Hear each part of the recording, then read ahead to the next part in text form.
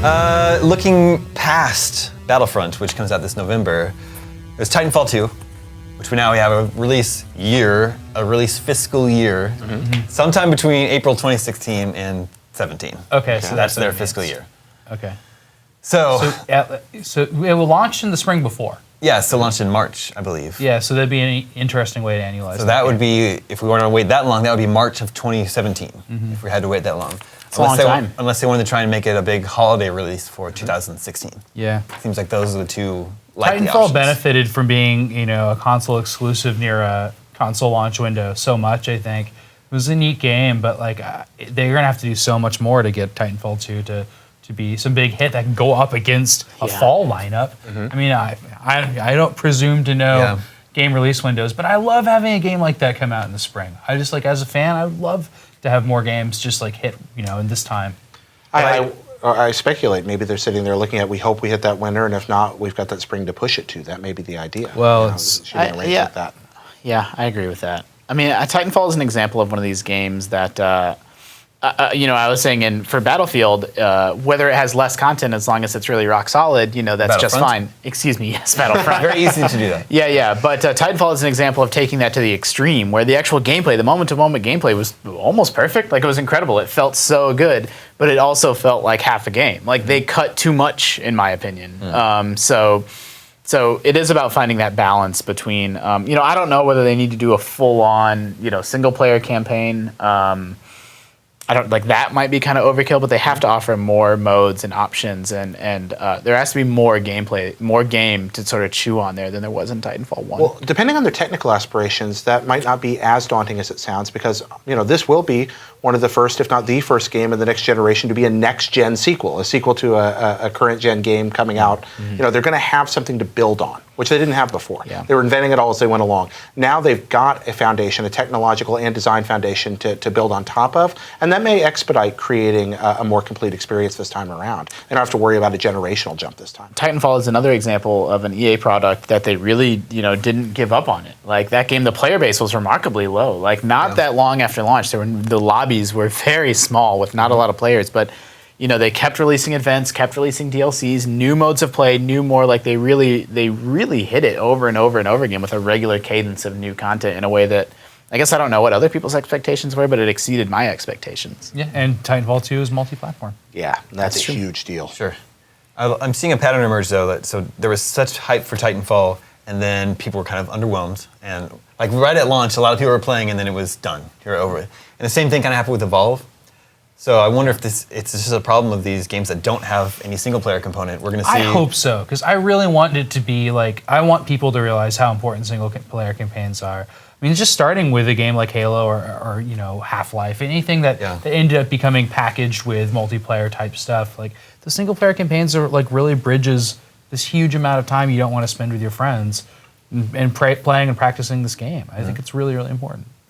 Yeah, I don't know. We'll see. Titanfall would be so cool. You can make these giant, big, war zone levels, and you get in a freaking mech and run around and do stuff, and then you get out and do stealth missions or something. It'd be really, really cool. I would be down. Then there's Mirror's Edge, which I guess is not a Mirror's Edge 2, just another Mirror's Edge. Is that how we understand it? It's just called, because so far it just has a working title, Mirror's Edge. They're just going to call it another Mirror's Edge. That one is Q1 of 2016, so early 2016. That was announced 2 E3s ago. Yes. Yep. Yeah, I was just reading the article, the announcement, and of course this teaser that we're watching right now from it. But I really like Mirror's Edge. I think it's super cool. I kind of see that as a standalone game that works really well. But I'll play more levels of it. It's not like a game that I ever thought would get a sequel. Yeah. I don't understand how it's happening, but good for the studio. Mirror's Edge is a game that could benefit from increased visual fidelity. I mean, a lot of the appeal was that acrobatic element to it. But if you're doing that in more beautiful places, maybe that's what they're going So for. one of the things they did was strip down the beauty. Yeah, I was going to say, and make it black and white. It was really minimalist with just the white walls and white city and then that sort of red line for you to follow. So, I don't know that the visuals will, but I don't know that I agree. Well, maybe to your point, characters on screen, you can add more weird, huge amounts of AI or something, but then also kind of just motion and just smoothness are really like integral Yeah. for that game. And I bet Lock they're it in gonna, at 60 FPS. Yeah. yeah, and I bet they're gonna go with Oculus on this, and it's gonna be dizzying and weird and strange. Not Oculus necessarily, but VR. I bet there'll be a VR. maybe a component to Morpheus. this. Because this is the game that has that kind of.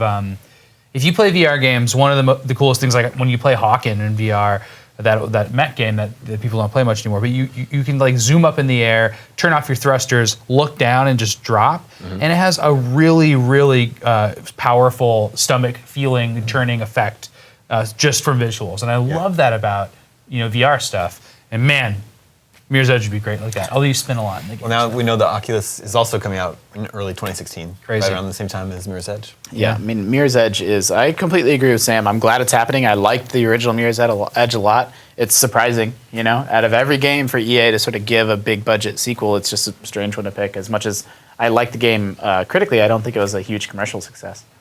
Especially if they're making half their money on small transactions and DLC and stuff like that. Like, that's really interesting. I'm also thankful that they're making like a single player, like giant game, whatever it is. Yeah. So like I just, obviously with games like Ukulele coming out, I'm just like super excited that these things can still exist in a world where like you'd think they'd just be grabbing at microtransactions and stuff as much as possible. Yeah.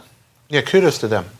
We've talked about this, but it is nice to, we talk constantly about how we just keep seeing the same iterations of the same ideas. Here we go. We got something that we wanted, something that wasn't necessarily a commercial success, but that a sequel, obviously Jared. somebody believes in. It is a sequel, but it's a sequel to a game not many people experienced, and that makes me happy. Yep. So no, I do still. I think this counts as original.